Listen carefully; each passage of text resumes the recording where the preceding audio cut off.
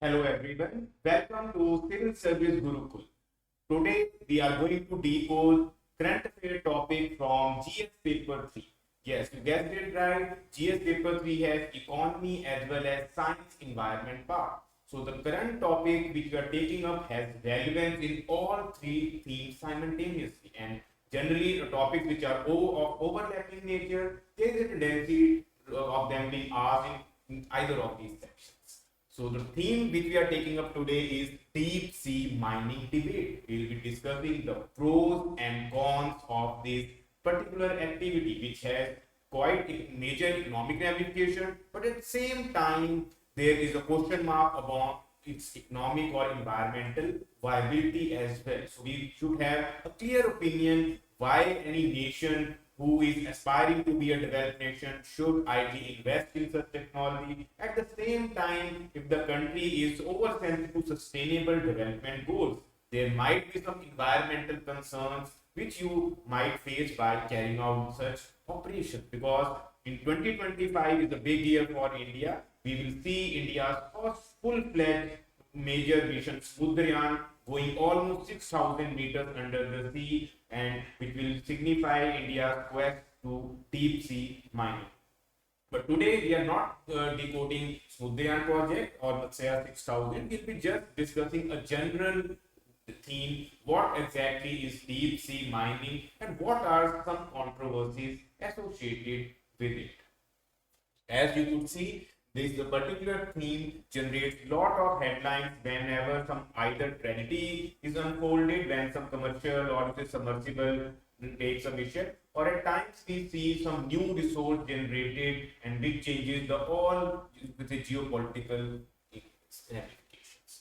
So to simplify it, by we have to generalize it to a straightforward definition. What exactly is deep sea mining? So you can say it's extraction of economic resources from deep undersea, almost at least 200 meters, for commercial reasons. We have seen different types of commercialization, like we say rearing of honeybees, apiculture, silkworm is sericulture, fishes is pisciculture. But currently the blue economy is just not limited to harnessing, you could say, the fisheries or the superficial resources. It goes much beyond deeper. As you could see in image, there is a heavy, you could say, a ship which almost resembles like a warship, but it's typically a research vessel which is mounted with sophisticated weapons. So generally, they are relying on the AI, you could say, toolkits to diagnose pesticides which are rich in nutrients, and they are sending, you could say, robotic machines with vacuum pumps to mine the economic resources. So typically, only rich nations are currently carrying out this sophisticated procedure with high precision. And this is one of the themes which we look at the UN clause perspective. And every nation which has a marine coastline gets this advantage of, you could say, territorial limit as well as exclusive economic zone. Typically, in exclusive economic zones, if you are having such technology, it could be a game changer for any nation, whether it's a developing or a developed one. So I have just mentioned the basic definition: extraction of mineral-rich nodules. Now, in this, the nodule word is once again important. Generally, it refers to polymetallic nodules. When you go little deep into this PMN topic, you will find these are potato-shaped porous, you could say, mineral sediment deposition, which are rich in manganese as well as iron, nickel, cobalt. So that's where the topic starts to get interesting, because these are not just some basic rocks, they are mineral rich rocks, and every ocean bed has these in abundance. So it's all up to you whether you want to harness this PM and nodules for economic reasons, or you just want to place it. Now, the key point is, just as I highlighted, that this topic, the focus entirely relies on robotic vehicles, because as compared to human labor, it's always preferable to rely on high-tech machines equipped with sophisticated gadgets to go deep undermine without any human risk. Everything is monitored on screen panels and collect metallic nodules like a plow. So in typical labor, we apply plow to harness the minerals, or specifically the ore part. Ore is something which we call the metal with impurities. So similar way, they are harnessing like a flow, or we are currently also relying on AI controlled machines and vacuum pumps to extract the minerals. So the quest for minerals initially started from the land mines. Today it has progressed to the ocean seabed, and in future, as the current space endeavors are unfolding, we can clearly say the next mining operations are going to be on the asteroid or the planet. We have already got success in Bennu asteroid, as we have seen the rock samples being brought from moon surface as well. So we can say there is a commercialization of the theme, and it's not just limited to study purpose. Economic interests are actually dominating this theme. So we have to understand there is always a need versus greed debate, and this one of the topics once again is in realms of whether human beings or the scientists are just doing it out of curiosity or to just for academic purposes for research, which they say in media, or there are deep economic interests which are going to jeopardize our environmental fragilities. And commonly, the main themes which you have to ideally mug up from general science point of view are what exactly are the rare earth element topic. As you could see, these are 17 elements which are quite unique in their approach. China is dominating rare earth, you could say, elements theme, and more countries want that there should be democratization of this rare earth element technology. They should have resources and how to harness them. Apart from that, cobalt, nickel, lithium are again very important. And we go through NCRT, you can see these are the buzzwords. In lot of topics you find nickel being used as a catalyst. You can see the electroplating carried out by nickel, chromium. So we can say these are game changer metals. Cobalt has even relevance in cancer treatment. Cobalt 60 is used in radiotherapy. And we coming to the lithium part. Currently, the decade belongs to this element because ever since we have evolved electric vehicles, lithium ion batteries are the one which countries are after. In UPSC also there was a recent question, which country has the highest resources of cobalt in the world, or two-thirds reserves are in the Democratic Republic of Congo.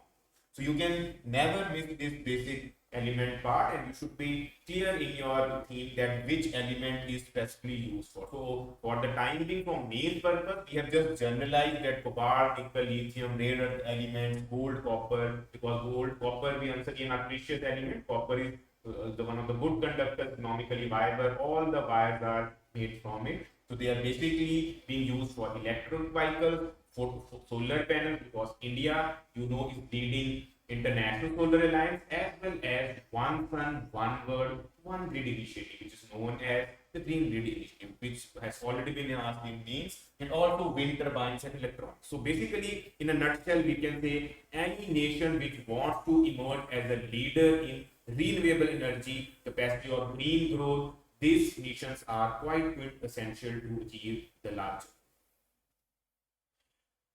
Now, from factual point of view, this race is not new, and we have seen all oceans being exposed to different, you could say, modalities. And the most important region which has been explored for, you could say, deep sea mining happens to be the Clarion-Clipperton zone. And there are no surprises, it lies in the deepest ocean of the world, Pacific Ocean. There is no dearth of this ocean, Indian Ocean as well. So we are also in the pipeline, and you could say in the image once again there is a, you could say, congestion. At the same time, this image symbolically represent that at one side we are in quest for development, but on other side, a lot of marine, or you could say biodiversity wonders are going to be troubled by this mechanism, because we are penetrating their ecosystem for our own interest. So this is where the topic which we are discussing, deep sea mining, takes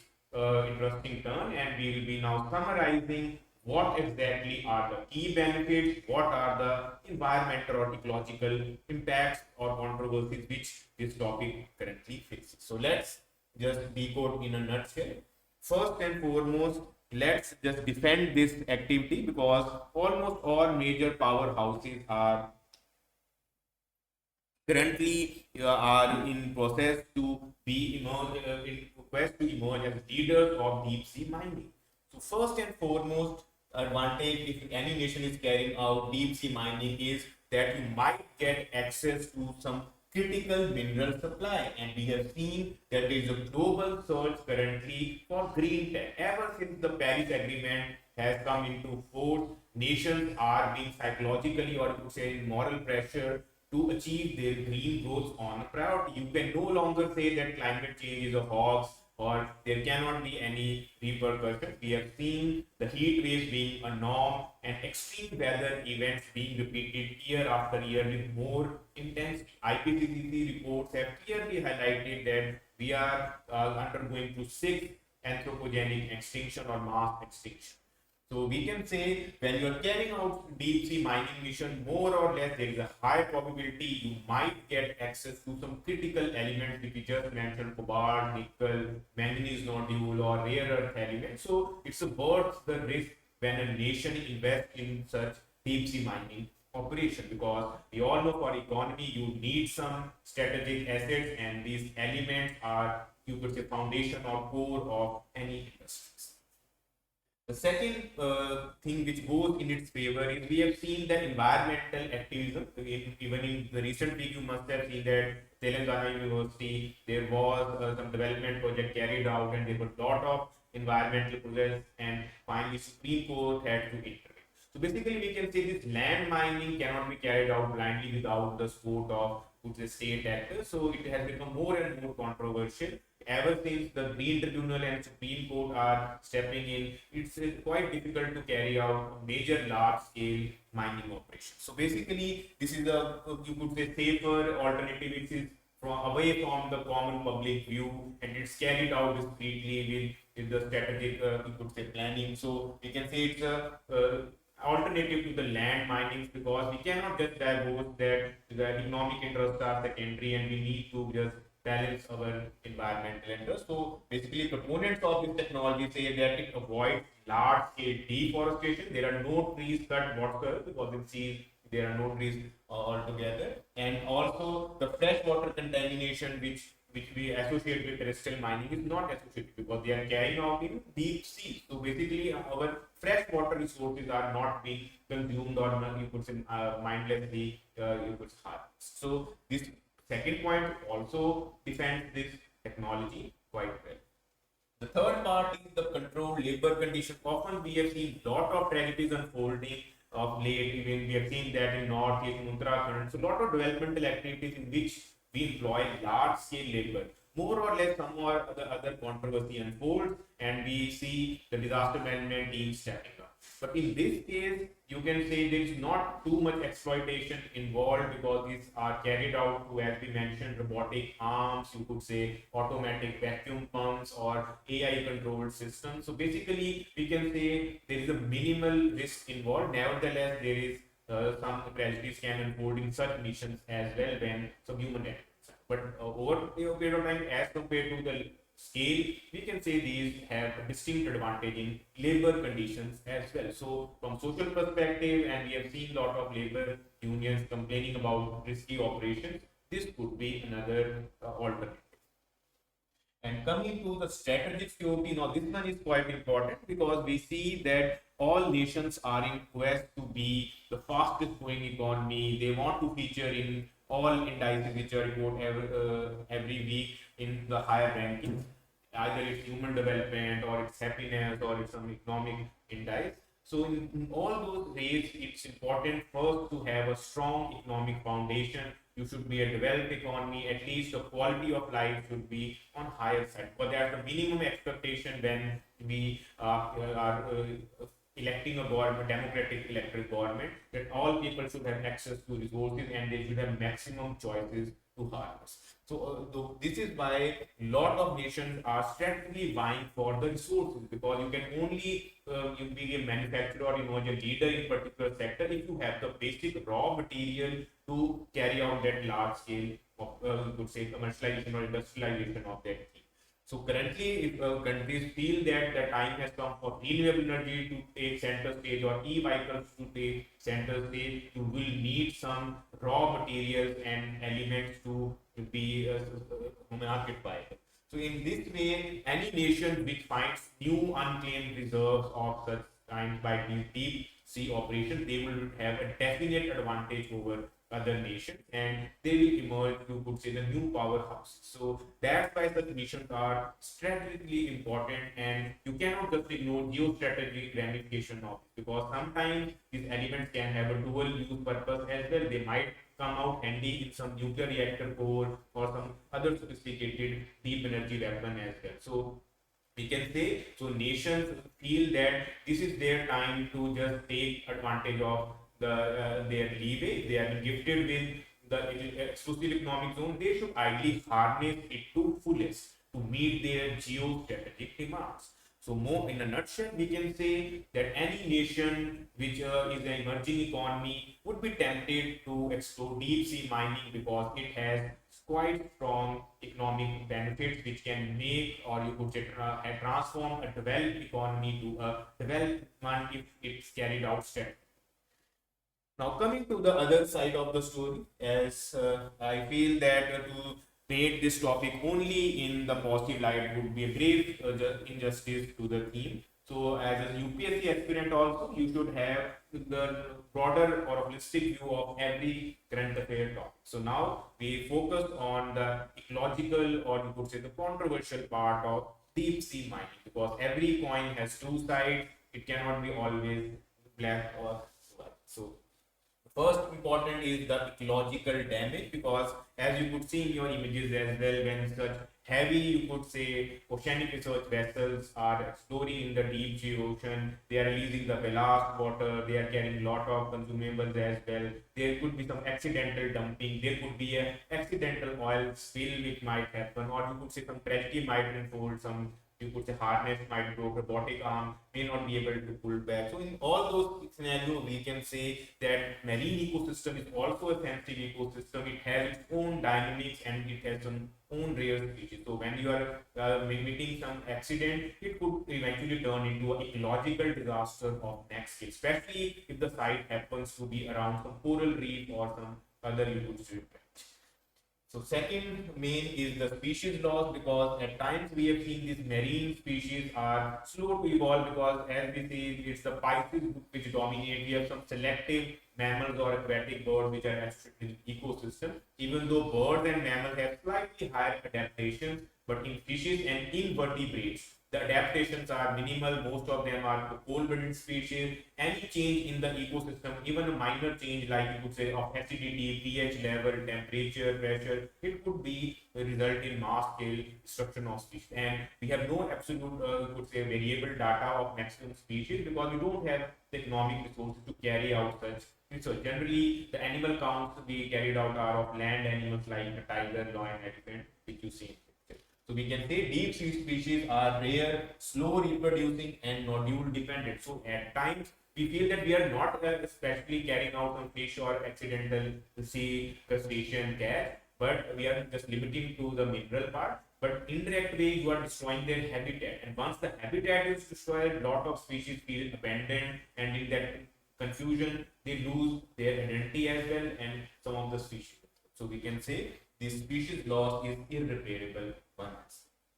Then coming to food chain disruption part, this is once again important one. In Pacific Islands, we have already seen that it is affecting fish catch, and which affects livelihood of some people as well, because the aquatic food chain starts with the phytoplankton, zooplankton, and then comes the crustaceans or the fishes. So when you are carrying out such operation on a large scale, there could be some invisible, you could say, disturbance in ecosystem. Phytoplankton or zooplankton might get affected, and you may not notice it immediately, but over a period of decade you will see the fish catch being affected. The upwelling of nutrients might get disturbed temporarily when you are harnessing it on a large scale. So we can say this is a serious concern for economic reasons as well. You might get a resource, but a lot of the minor marginalized sections which depend on their daily livelihood on fisheries, they might get affected by such operations.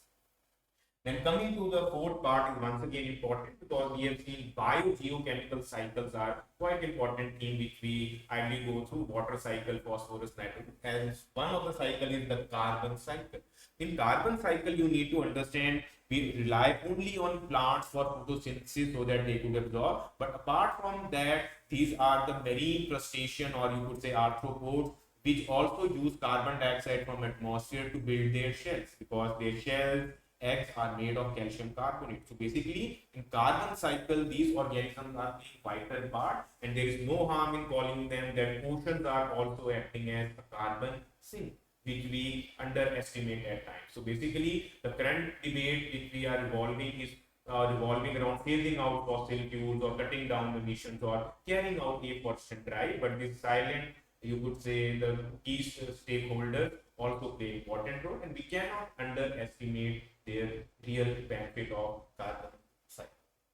And the final part is the social inequity. Now, when we dwell deep into this topic, we might feel that every nation which is having a coastline might harness this technology, but it's not like that. If we have seen only the powerhouses which are already are the developed nation are exploiting these resources on international waters, and they have become hotbed of competition. Lot of disputed islands you see on media are more or less battles between powerhouses to claim economic, whether it's Senkaku Island, Diaoyu, Spratly, Paracel, or you could say current Northwest Passage as well. So we can say this technology is tilted straightforwardly to the developed nations, and underdeveloped are yet to harness it. Only few emerging economies like India are in process to put their imprint in deep sea mining, but they are almost, you could say, 2 or 3 decades back, because if we compare to the fleet or their technology, the developed nations are quite far away, and they are carrying out quite regular operations. Even for India, operation like Smudrayan, which had to be carried out in 2022, we are in 2025 and still yet to carry out. So we can say this is benefiting the developed nations more and the private corporations as more. So it's a capitalist model where the richest of the rich are investing in these deep sea mining regions for all the good reasons. So this is what we have in today's special current affair update debate topic. I hope it was useful in some way to you, and you have got a fair idea of what are the pros and cons of this deep sea mining mission. Because as I said, this is a topic which can be asked in oceanography, in geography, or in economy, or you could say environment, or the tech robotic part as well. So if you are having any specific doubts, feel free to ask in comments, and we will revert on genuine. So we'll be back soon with another current affair topics. I stay tuned and connected to our new channel. All the best.